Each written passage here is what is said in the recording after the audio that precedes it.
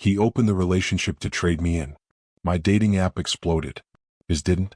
I'm 37, he's 37, we've been together a little over 3 years, and up until 6 months ago I would have told you we were steady, boring in a good way. Separate apartments, separate bank accounts, full lives that overlapped like two Venn circles with a cozy middle. I'd been single 8 years before him and I liked my independence. He liked his too. We planned dinners, swapped playlists, split weekends between his place and mine. Nothing cinematic, just dependable warmth. The kind of love that hums instead of roars. Then out of nowhere he pitched opening up. Dates. Sleeping with other people. We're solid, he said, we can handle it. He framed it like a progressive trust exercise. No lying, no sneaking, just extra dessert after the meal. He made a big show of fairness. If he could date, so could I. He said we'd have boundaries, a safe word for feelings, and a trapdoor if either of us felt weird. We could close it, no harm, no foul. We agreed not to share details. Not names. Not play-by-plays. We'd keep the relationship's core separate from any outside noise. I asked 100 questions. He had rehearsed answers. I went away skeptical and came back open-minded. I read threads, listened to podcasts, talked to a friend of a friend who's been ethically non-monogamous for years. The world didn't end in their stories, it just became more honest. Okay, I thought, maybe this could work. I downloaded a dating app. Within days, 500 plus likes. It felt like walking into a crowded room and suddenly every head turns. Alarming, flattering, chaotic. I took my time. I matched with a handful of people. Some curious, some seasoned, some polite, some not. A screen became a door. I cracked it, listened, and only let a few step through. I went on 1 or 2 dates a month. Nothing messy, nothing dramatic. A coffee that turned into a museum. A long walk that turned into a longer kiss. A recurring dinner thing with someone in a similar open arrangement who texts like a poet and always pays attention when I talk. Everything felt non-committal by design. No future tense promises, just present tense honesty. I surprised myself by enjoying it. I liked the version of me who left the house in lipstick at 8 p.m. on a Tuesday, who came home humming and wrote down the name of a song she'd heard in a bar. I did exactly what we agreed. I didn't debrief him afterward. No gory details. No, you won't believe. We kept our agreement like a clean white line down the middle of the road. Meanwhile he seemed fine, vague, breezy. He'd say he was seeing how things go, with a shrug so practiced it might as well have been a yoga pose. I didn't pry. We had a rule. I stuck to it. Cut to last week at his place. My phone on the kitchen counter, face up, lighting the ceiling whenever a notification came in. I was washing glasses, asking if he wanted sparkling or still, lemon or lime. He said, sparkling, but when I turned around he wasn't at the table anymore. He was at my phone. He didn't just glance. He dove. Thumb. Scroll. Tap. Open. Read. He went through the dating app, through messages, through the gallery of people who exist in my phone like stations on a private radio. His face went from neutral to storm all at once, like a cloud that decides it's time to empty itself.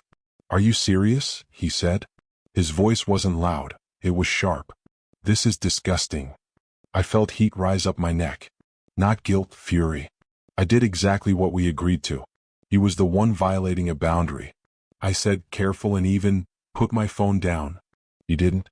He started reading a line out loud. Then another. The second hand on the wall clock sounded like a metronome for disaster. He wanted to close the relationship. Immediately. No discussion. Close it shut like a jammed window. He threw words at me like they could bruise. I said, we can talk, but you need to give me my phone. He tossed it onto the counter and it skittered like a dropped plate. My stomach dropped with it. That's when he told me the part that rewired the room. He'd suggested opening up because he wanted to take a younger colleague out. Not a friend with boundaries situation. Not a casual we're grown-ups. An exit strategy. He wanted to test drive a new life while mine sat in the lot with the engine running. Only it didn't go the way he saw it in his head. Apparently she thought the date was a work lunch. Apparently she didn't want to be a bullet point on his PowerPoint of midlife reinvention. Apparently after that fizzled, the rest of his attempts sputtered too. A few awkward coffees. A stiff hug at the curb. Radio silence. 6 months of trying and, according to him, nothing meaningful. Meanwhile I, God help me, was thriving. Not in a conquer the city montage kind of way, but in a, Who knew I could feel so light and alive kind of way? He was livid that my experience didn't match his movie. He made a face like I'd stolen something from him, like success in the open relationship belonged to him, not to me. He demanded we close it. I said maybe we should end the whole thing. He called me names I won't print here. I stared at the lemon half on the cutting board and thought, this is the exact sour. I put on my coat. He kept talking. He was trying to build a story out of scrap wood, one where I'm the villain and he's the injured party. I left while he was still building. On the walk home, the city looked blade sharp. I kept hearing his confession skidding around my brain, leaving scorch marks wherever it hit. He wanted to see if it would work with her so he could leave me. Not explore. Not grow. Live. He's been blowing up my phone ever since. Texts that swing between contrition and bile. Calls at 1:12 a.m., 1:14, 1:20. The little voicemail icon sitting there like an accusation. I haven't answered yet. I don't know what to say that isn't a brick through a window.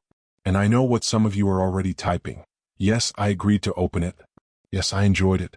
Yes, I met people and crossed thresholds and kissed goodnight on corners that didn't have our names carved into the brick. But we agreed on rules. The rule he broke wasn't about bodies, it was about truth. If I'm the bad guy, it's because I believed him. If he's the victim, it's because the mirror told him a story that the world didn't buy. And then, because every story like this has a twist, I watched my phone light up with his name again, and this time the preview line said 3 words I did not expect to see from him in that order. I made mistakes. But which ones does he mean? I let the call go to voicemail and paced my living room like it had a track lane. My brain did an ugly little shuffle between block him forever, hear him out, and do nothing until the sun comes up and my nervous system stops screaming. I turned off the lamp, then turned it back on immediately, like darkness might give his arguments more room to burrow. Here's the thing that isn't glamorous about being the empowered one in a story like this. There's nothing empowering about discovering your partner engineered a trust exercise as a backdoor escape. I can accept almost any truth when it arrives on time and stands up straight. I can't accept a truth that shows up late with excuses, reeking of someone else's perfume and the entitlement to be forgiven. I listened to his voicemail. He talked too fast. He said opening up was a mistake, but then tripped over himself and clarified that maybe opening up wasn't the mistake. Maybe the mistake was not being prepared for the impact of it.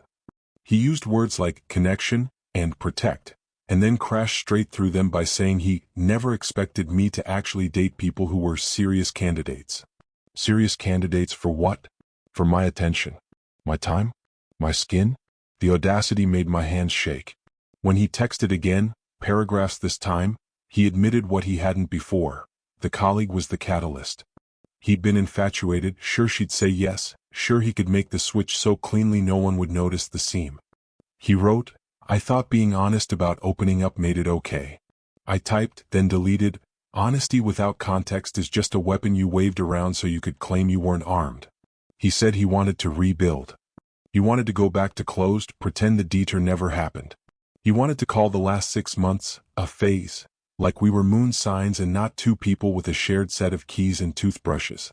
I stared at my shoe rack at the neat little pairs, and realized I'd kept us organized better than he kept the truth. I texted back, finally, we can talk tomorrow in daylight. He said thank you like the word hurt his mouth. Sleep did not arrive but morning did the way it always does, like a verdict. I met him at a cafe we don't usually go to. Neutral ground. He looked tired in a way that wasn't just lack of rest. It was lack of certainty, lack of control. He reached for a hug, I gave him a nod. He started in on an apology that had the right nouns but the wrong verbs. He was sorry I felt hurt. He was sorry things got out of hand. He was sorry for going through my phone because he was scared. I said, you weren't scared 6 months ago when you put our love on a lab table to see if a new one might be shinier. He winced. He kept talking. He said he didn't expect his dates to go nowhere. He said it messed with his head, that mine went somewhere plural. He said the quiet part out loud, I thought I would be the one with options. There it was. The thesis. The ugly math. He'd opened the door assuming I'd stay on the couch while he walked out into the street light and everyone would beckon. He thought I'd be the steady girlfriend at home, the safe harbor, the plan B. He didn't think I was a person with her own weather system. I wanted to explain the difference between jealousy and accountability, but I realized he didn't want definitions, he wanted absolution. He wanted me to turn my thriving into a sin so he could be righteous again. I asked him if he had any intention, at all, of staying with me if the colleague had said yes. His eyes did that thing where they fall to the side, as if the truth might be hiding under the salt packet. Then he said, "I don't know," which is another way of saying yes. He asked to close the relationship. I said the relationship might already be closed, in the way a bookstore closes and the lights turn off and you can press your face to the glass but it's just your reflection in the dark. He called it dramatic. I called it accurate. He asked if we could try couples counseling. I said I'm not opposed to therapy, I'm opposed to fiction. He said he would do anything. I said, anything includes facing the part where he tried to replace me in advance. He nodded like a student who wants extra credit but doesn't want to read the book. When I left the cafe, he followed me outside. The sun was too bright for the conversation. He asked to come over just to talk more. I said no. He asked to walk me home. I said no. He asked if we could at least put a pin in the open relationship while we thought. I said there is no we in my decision to protect myself. My phone buzzed all afternoon with the kindness of strangers who are not strangers anymore. Check-ins, a song link, a picture of a stray cat someone knew I'd like. Life is funny, the world he opened broke his plan and built me a bridge. At sunset, my doorbell rang. Guess who? He was holding a letter. He said if I didn't want to read it, he'd go. He said it was everything. I took it. He left. I read the colleague, the plan, the envy, the rage. The part where he admitted he thought the app would validate him. The part where he admitted he resented that it validated me. The part where he admitted he crossed the line with my phone because he wanted proof I was doing the thing he'd asked me to do, so he could be angry at me for it. The letter ended with, "If you leave me, I deserve it. If you don't, I'll spend the rest of our lives proving I understand what I broke." Do you hear it too? The promise that sounds like a line from a movie? The dramatic trumpet where there should be a steady drum?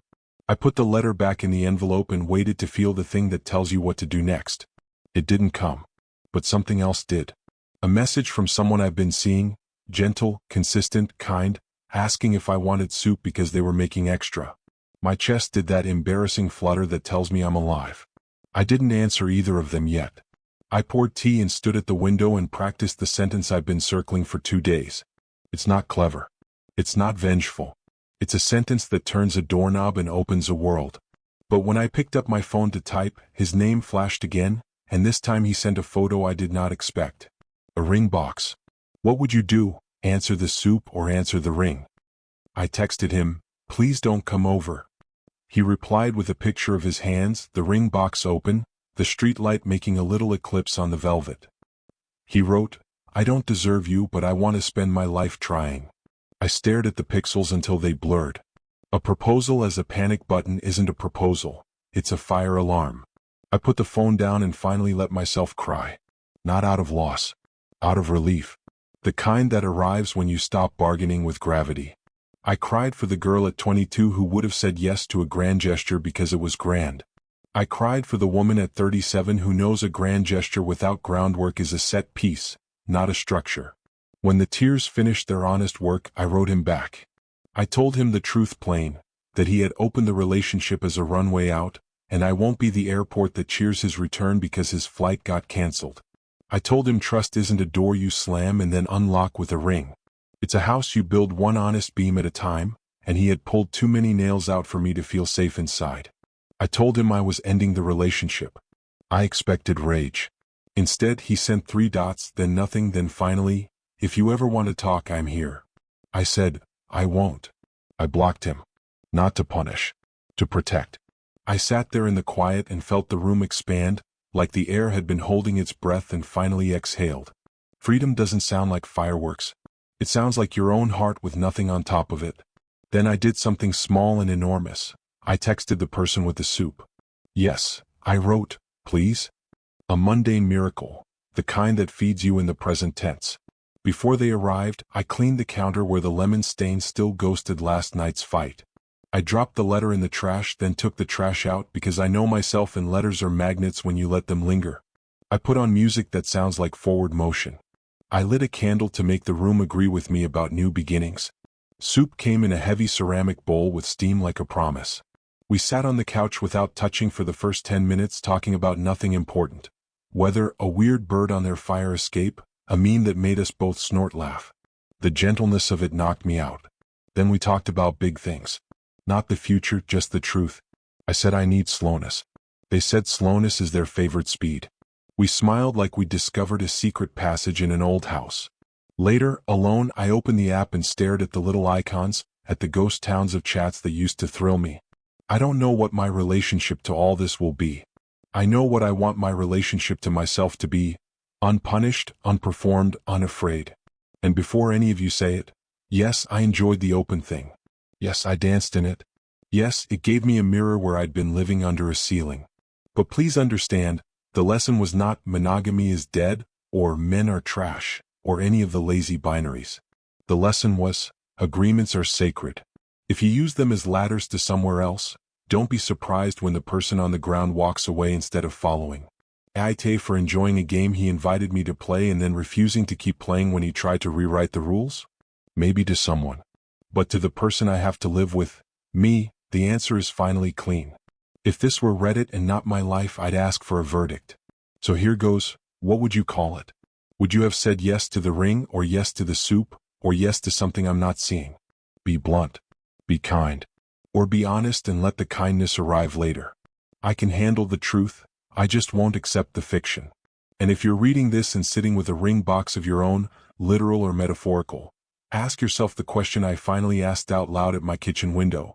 Is this promise about building a house together, or about hiding in a stage set that looks like one? Because I know my answer now. And I'm not going back to the lot. I thought endings were quiet. They aren't.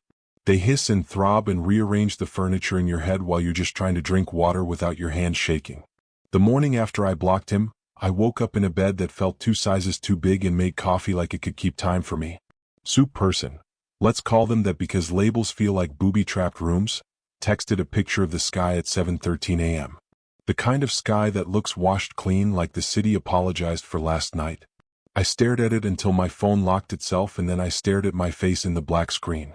I looked like somebody who just canceled a fire alarm in her living room. Calm wasn't here yet, but evacuation was over. Work was mercifully busy. I didn't have to carry my heart around on a tray. Meetings, emails. A deadline that ate half my sense of time and the other half of my appetite. I got through by stacking small choices like bricks. Answer this, schedule that, take a walk, drink water, breathe.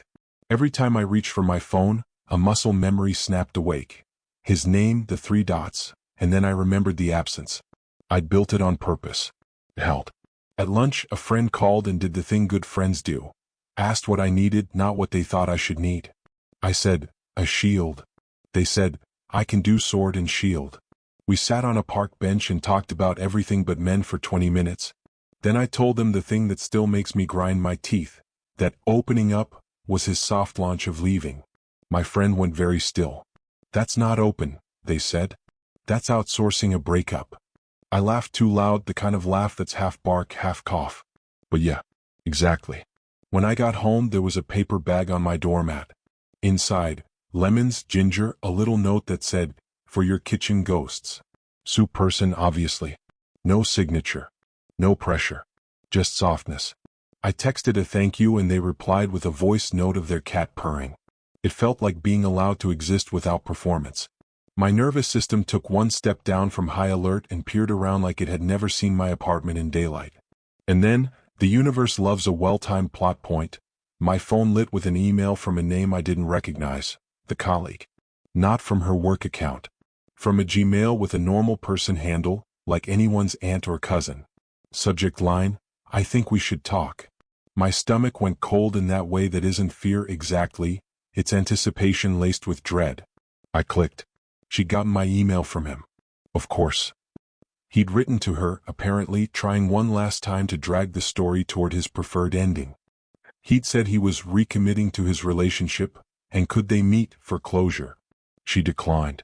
He then, brace yourself, attached the letter he'd written me like a cover letter for his rehabilitation. She wrote to me because, in her words, it felt wrong to be part of a pitch deck about your life. She didn't want to be triangulated. She wanted to be decent. She apologized for the role she didn't know she was being cast in. And then she added a line that hit me harder than I expected. He said you were struggling, that you wanted to close things because you couldn't handle your side of the arrangement. My jaw actually dropped. I looked around my empty kitchen as if the audacity might be visible in the air. I wrote back. I thanked her. I told her, plainly, that I ended the relationship because the opening was always a trapdoor for me, not a bridge for us. I said I didn't need anything from her. I just needed to correct the record in case future fires tried to start with last night's ash. She replied within 5 minutes, I'm sorry. For all of it. If you ever need an HR statement, I kept the emails. I wrote, thank you again and closed my laptop, suddenly exhausted by the idea that a life can turn into documentation when someone's ego is crashing. You'd think that would be the dramatic peak. It wasn't. My phone buzzed with a number I didn't recognize. I let it go. Voicemail. 10 seconds long. A man's voice I didn't know. Hey, this is probably weird, but if this is my name, I think we should compare notes. I matched with you on the app a while back under a different name. Different name? My heart did a hollow drum. I called back. He explained he knew my ex. They grabbed drinks once through a mutual at the gym. My ex had shown him my profile in a tone men use when they think they're talking in a locker room confession booth. Casual cruelty disguised as honest camaraderie. See? She's having a field day. He asked this guy to swipe on me and take her down a notch. This guy didn't. But he did look, and he recognized me later when a friend mentioned my story at a party. I'm sorry, he said. It was disgusting. I didn't play along. I thought you should know. I thanked him in that quiet, precise voice you only have when your insides are running fire drills. I went for a run because flight is a cousin of peace, and I needed whatever relatives were in town. Asphalt. Music. My breath getting loud enough to drown out the humiliation. Every step said, he tried to engineer outcomes. Every step said, it didn't work. Every step said, it ends when I say it ends. I showered. Made tea. Set my phone face down like a tiny moon in eclipse. Soup person texted something so ordinary it felt like medicine. There's a farmer's market near me tomorrow if you want fresh flowers. I stared at the sentence until it felt like a room I could sit down in. I said yes. They sent a thumbs up that somehow didn't feel like a shrug. Night did its slow falling act. I was in the calm shallows when my buzzer went off. No text warning. No, I'm downstairs.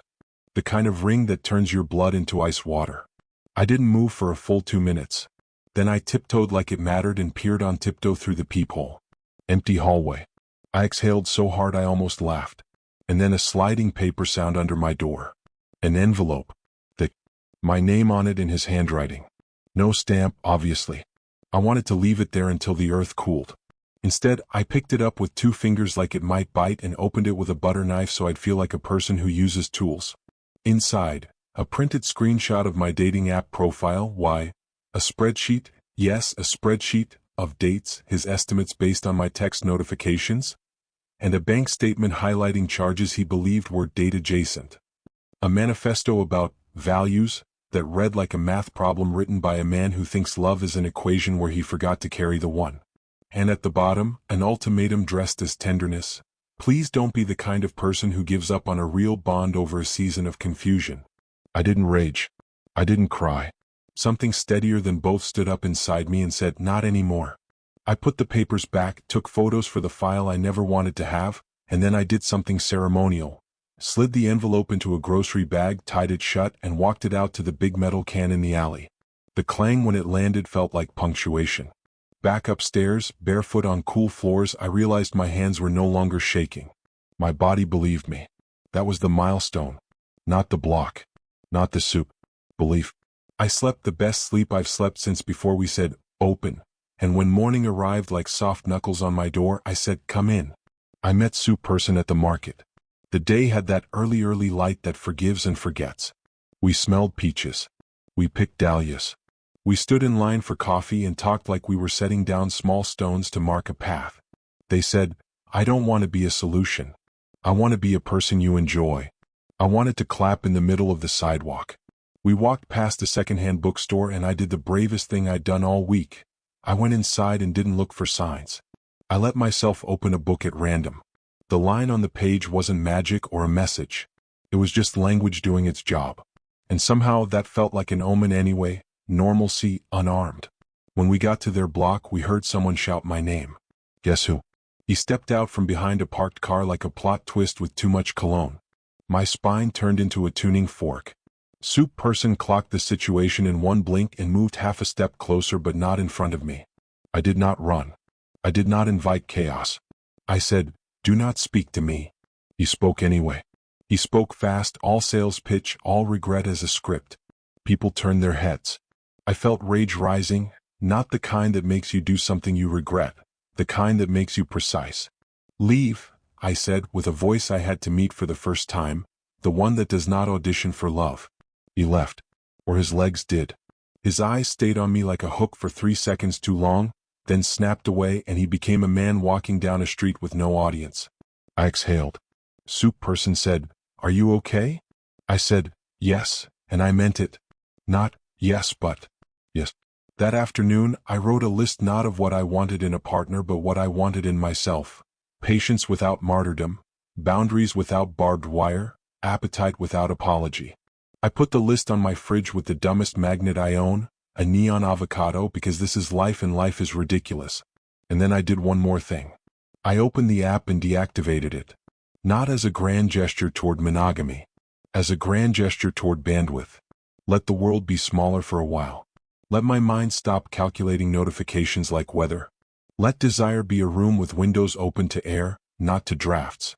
At sunset, I sat on my windowsill and watched the city go gold like a photograph being developed. My phone lit with a text from a number I'd deleted but recognized anyway. A final sentence, maybe, or a trap. It read, "I'm checking into a program. For real. I'm sorry." I stared at it until my eyes blurred, and then I did the only thing that felt right. Nothing. Silence can be merciful. Silence can be a boundary. Silence can be the sound of your next life arranging its furniture. And because real life refuses to be all one color, Soup person sent a photo of their cat sleeping wrong, like a croissant that had a bad day, and I laughed hard enough to startle my own shoulders. Later, as I brushed my teeth, a thought arrived on tiptoe. You didn't lose a partner, you lost a strategy. What you gained was yourself. The night was quiet. The house was mine. I slept with the window cracked so the world could prove it would keep spinning without me holding it still. 2 days later, the letter came from HR. Not to me. To him. A colleague had seen something. Had heard something. Had CC'd someone. My ex texted from a new number I hadn't blocked yet. "You did this." No punctuation. I didn't reply. I didn't have to. Choices have echoes. Maybe this was one of his. And just when the week began to resemble a steady drum again, just when my heart stopped flinching at shadows, I opened my building's lobby door and almost tripped over a small cardboard box with my name on it in block letters. No return address. I carried it upstairs, set it on the table, and stood there for a full minute listening to my pulse. Then I took a breath that felt like stepping into cold water and lifted the flap. Inside was something I didn't expect at all. My old college hoodie, the one I thought I'd lost 8 years ago, folded neat as an apology, and on top of it, a sticky note with 4 words in a hand that wasn't his. He wanted you small. Who the hell sent that? And how did they know what he wanted? I didn't open the box for a second opinion. I opened myself like a safe that finally remembered the combination. That note wasn't a threat. It was a mirror. A reminder from someone who'd watched a version of me disappear and now wanted to make sure this one didn't. I looked closer. The sticky note had a faint coffee ring. The hoodie smelled like laundry soap I haven't used in years, the campus kind, institutional and oddly sweet. I checked the seams and pockets like a detective in a show that takes itself seriously. Left pocket, a folded flyer from the cafe off 14th we used to haunt, dog-eared, the corner torn where the loyalty stamp should have been. Right pocket, a movie stub dated a lifetime ago. None of this should have been possible. Unless someone had kept parts of me I'd dropped. I texted my oldest friend, the one who knew me when I thought red lipstick and optimism could save the world. "Did you send me my hoodie?" They took 5 minutes I spent pacing my kitchen and said, "Yes. I found it in a box of my stuff. I wanted to bring it by, but then I pictured you sleeping and not answering the door and went with mail." I exhaled so audibly I made myself laugh. "And the note?" I asked. Another 5-minute eternity. That was me too. Not about him specifically. About every him. About every time you dimmed because someone couldn't handle your wattage. I leaned my head on the cabinet. I cried one clean, grateful tear. Then I put the hoodie on. It fit like memory and possibility sharing a seat. I was still wearing it when a knock hit my door, 3 soft taps, the gentlest percussion. Soup person, with flowers the color of sunrise and a question in their eyes, not a demand. I brought something, they said. A playlist. They held up a USB stick like a tiny trophy. Who even owns a USB stick anymore? People who make their own weather, apparently. We listened. We didn't speak for 3 songs. The 4th was one I used to have on a loop in a year I barely survived. They didn't know they couldn't have. I almost told them then didn't. Some stories need to rest for a beat before they're lifted. When the music faded to the kind of quiet that invites truth, I told them about the box in the lobby and the hoodie and the note. They didn't try to interpret it. They asked me how it made me feel. I said it made me feel returned to myself. They said, keep that. Simple. Sacred. We took a walk that turned into an accidental meal at a place with napkins thick enough to make you feel taken care of. We spoke like co-authors of a book that isn't due anytime soon. When they reached for the check, I didn't fight them for the theater of it. When I reached for the door, they let me hold it. It felt like a language I once knew and then forgot because I kept dating translators who liked to add footnotes. Back home, I showered and let myself think about future me without immediately trying to schedule her. Does she wake up to a crease in a pillow that isn't her own? Does she water plants and mean it? Does she write a sentence that puts air back in her lungs and calls it art? She does all of it probably. She does some of it. She does enough. The certainty isn't what saves you. The choosing is. At 11:02 p.m., my phone buzzed with a number I recognized from the gym bartender guy who'd called to confess my ex's locker room plot. I answered because he'd earned the courtesy. He got fired, he said, too eager like gossip could deliver justice. HR did their thing. I went very still. I don't cheer for that, I said. I don't either, he said, but I thought you'd want to know. I wished him a good night and set my phone down and finally said the line out loud. Consequences aren't revenge. They're cause and effect. If the story ended here, you'd accuse me of leaving the lights on too neatly. The human condition loves a coda, a last snare drum. So here it is.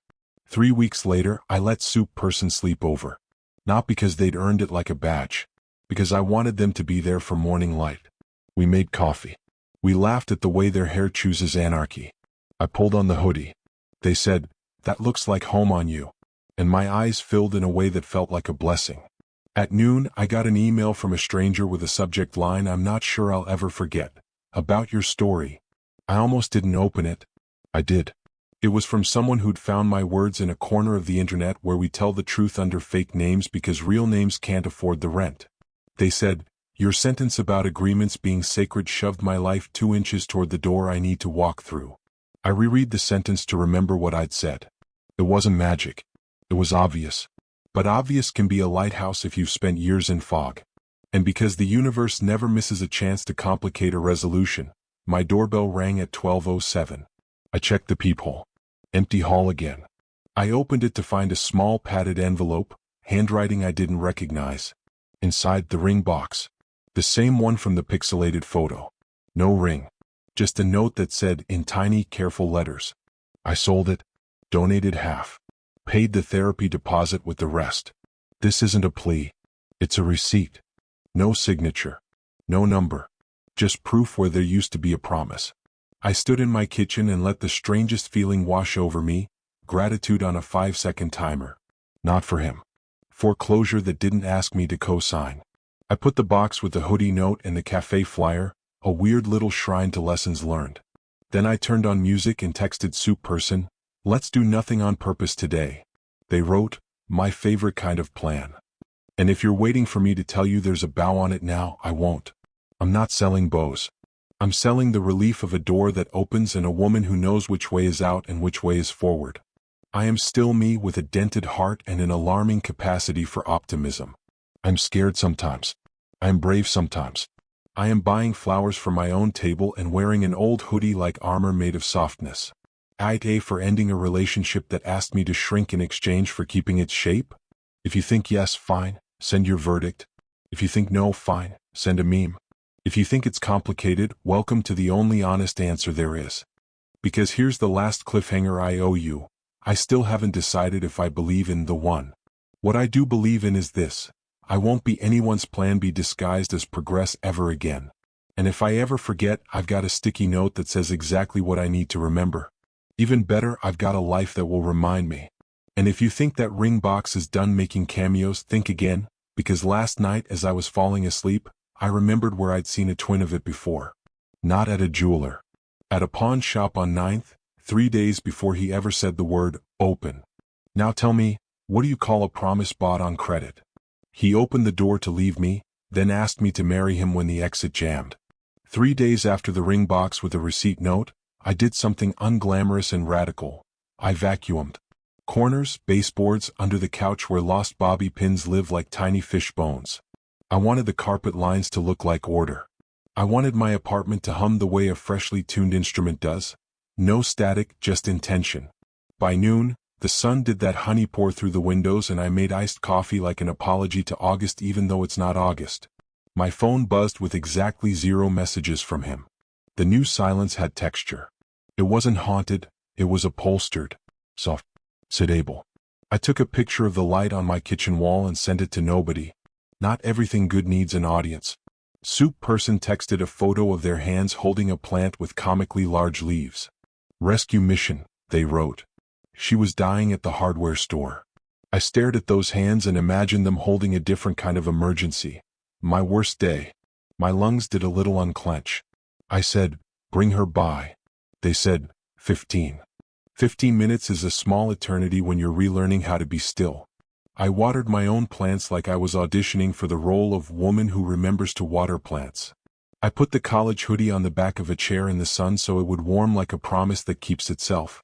I opened the window and let the neighborhood's ordinary noises in. A dog giving a speech, a bus sighing, a bicycle chain being persuaded back to compliance. The world kept being itself. I could keep being myself too. The buzzer rang. I pressed the button and the metal door downstairs sounded like a throat clearing. When soup person stepped in, the plant was outlandish, a green flag waving. She's dramatic, they said. We get along. I laughed and then we both stopped laughing because the air did that thing air does when it has something to tell you before your brain is ready. There was a card tucked in the soil. White. Unmarked. Not from the store. They looked at me eyebrow up. I looked at them heartbeat up. I slid it out like I was disarming a very small bomb. Inside, one line, printed from a cheap label maker like a ransom note's polite cousin. Check the storage unit. No signature. No number. No clue. I don't have a storage unit. Except, once, years ago, I did for 6 months between apartments. I'd forgotten until the card pressed the memory like a bruise. The unit was under my old building's management. A row of metal mouths that ate your sentimentality for $89.99 a month.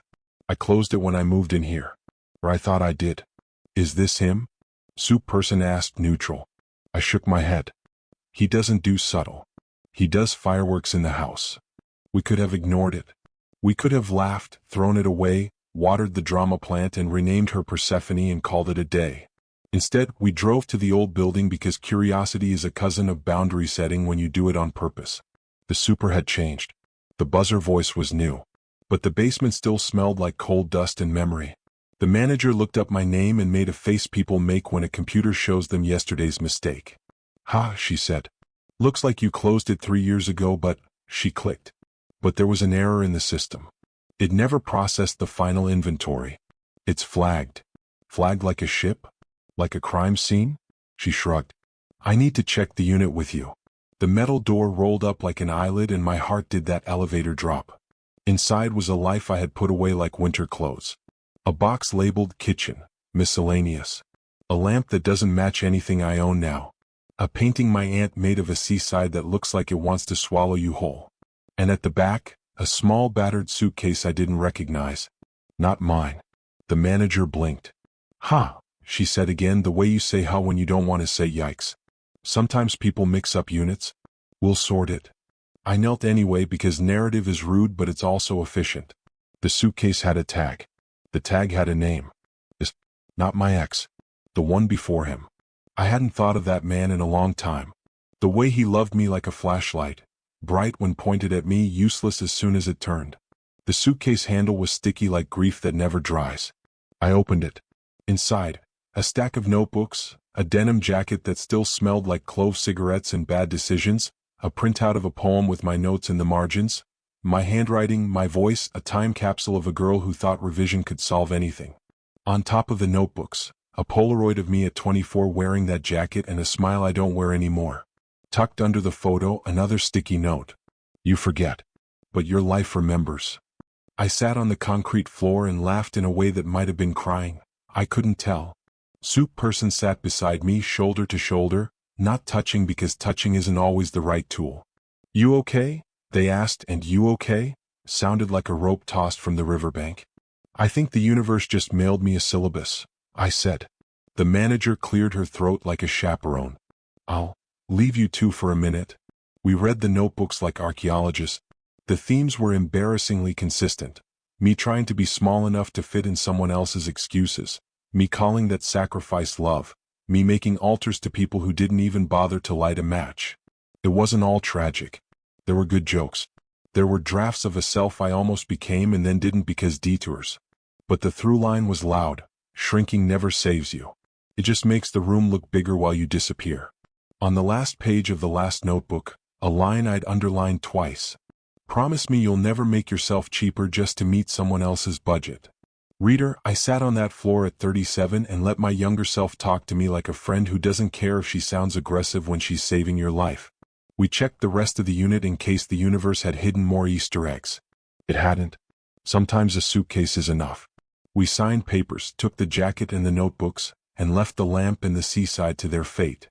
The manager promised to sort the billing error. Happens, she said. Systems forget to close even when people do. I nodded like we were talking about romance. Outside, the day had the kind of sky that makes you believe in clement weather as a moral philosophy. We got tacos from a truck that's older than some of my bad habits and ate on a curb like happy teenagers. Soup person licked a drip of salsa off their wrist and said, "What are you going to do with all that history?" "Alchemize it," I said, which is a fancy way of saying, not throw it away, not worship it, but make it into something that warms me instead of burns me. On the drive back, my phone, face down in the cup holder, buzzed against the plastic like a bee in a jar. I didn't look. Boundaries are not just rules, they're choices you make when no one is watching. At my place, we put the notebooks on a shelf where I could see them without tripping over them. Soup person hung the jacket on a hook behind the door and said, "Artifacts belong near exits." I pretended I'd always known that. When they left, I stood in my quiet apartment and waited for the other shoe to drop. Nothing fell. Nothing crashed. The only sound was the plant, the dramatic one, being a plant. I made tea. I sat cross-legged on the floor like a floor is a legitimate seat. And then my phone buzzed again, a different rhythm. Email. Subject, mediation request. From his lawyer. I laughed. Not because it was funny. Because it was predictable. The email was syrupy with regret and misunderstandings, and an opportunity to resolve this outside of public channels. Public channels? What public channels? I read it twice and then saw the CC line, HR. Of course. He was building a narrative nest, hoping some authority bird would sit on it and hatch a different truth. He wanted me in a room so he could perform accountability for witnesses. I poured the tea down the sink and brewed coffee. I wrote back one sentence, "No," then another, "Do not contact me again except through HR." Then I CC'd my future lawyer even though I don't have one yet and BCC'd my own spine. Sent. The relief was immediate and muscular. That night, I put on the hoodie and pressed play on the playlist. Track 7 has a beat that turns your apartment into a runway whether you want it or not. I wanted it. I strut cooked pasta like a woman in a commercial for a life she actually lives. When I sat down to eat, a message slid into my DM request from a username that looked like a CAPTCHA code. I was the younger colleague. It read, "Different company, different year. Same script. You don't know me. I found you through a friend of a friend post. If you're collecting data points, here's one. He's been running this playbook for a decade. I'm sorry. For the part of the weather I contributed to." I inhaled and felt the old part of me that loves to make sense of chaos stand up, eager. The pattern wasn't about me. It never had been. I wrote back, "Thank you. I'm not collecting anymore. I'm composting." She replied with a heart that felt like a handshake. Days started to arrange themselves into a shape I recognize. Work, sleep, food, laughter, the occasional bolt of sadness that passes as quickly as it arrives. Soup person and I didn't rush the plot. We went to a concert and danced badly and well. We didn't post about it. We let memory be enough. On a Wednesday that felt like a Monday in disguise, I got a call from a number with an out-of-state area code. I almost didn't pick up. I did. "Is this my name?" a woman asked, warm but professional. "This is Dr. I'm not calling about a patient specifically, but I wanted to thank you." "Me?" I said, "because who else lives here?" "I run a group," she said. "Men who are learning not to turn their loneliness into other people's work." One of them brought in a line you wrote about agreements being sacred. I sat down on the nearest surface, which happened to be the floor, because evidently the floor and I are in a relationship now. "It moved the needle," she said. "I wanted you to know that sometimes words are levers." After we hung up, I cried the good kind of tears, the ones that feel like a small honest rain on a street that needed washing. Then I did something the old me wouldn't have done. I told nobody about it for an hour. I let the goodness sit in my body without rushing to turn it into content. Then I told Soup Person and my friend in my group chat, and we celebrated like you're supposed to celebrate tiny revolutions. With emojis and dumb jokes and a promise to keep going. So yeah, cliffhanger you asked for. Here's one. A month after I ended a love that was really a labyrinth, I got a text from a number I had not blocked because I didn't know it existed yet.